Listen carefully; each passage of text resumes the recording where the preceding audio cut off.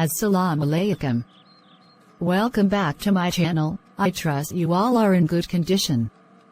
We are going to continue the story of Prophet Muhammad, peace and blessings of Allah be upon him.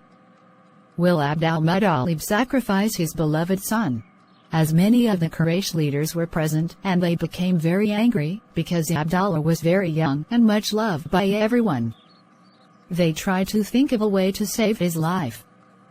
Someone suggested that the advice of a wise old woman who lived in Yathrib should be sought, and so Abd al-Muttalib took his son and went to see if she could decide what to do.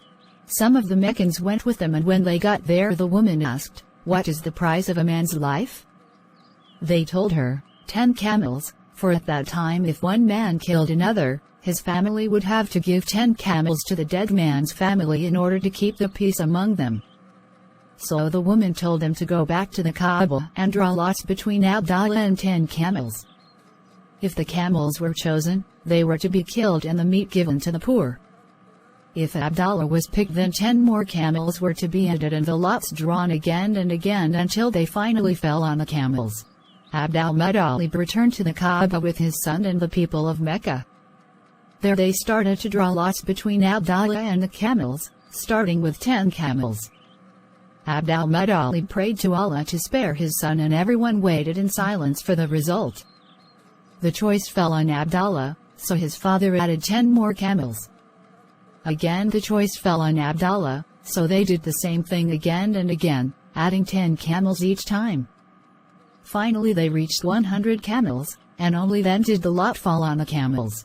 Abdallah was saved and everyone was very happy.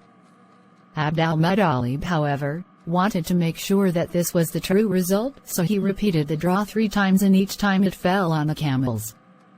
He then gave thanks to Allah that he had spared Abdallah's life. The camels were sacrificed and there was enough food for the entire city, even the animals and birds.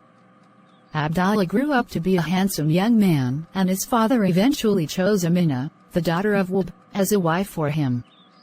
It was a good match, for she was the finest of Quraysh women, and Abdallah the best of the men. He spent several months with his wife, but then he had to leave her and travel with one of the caravans to trade with Syria.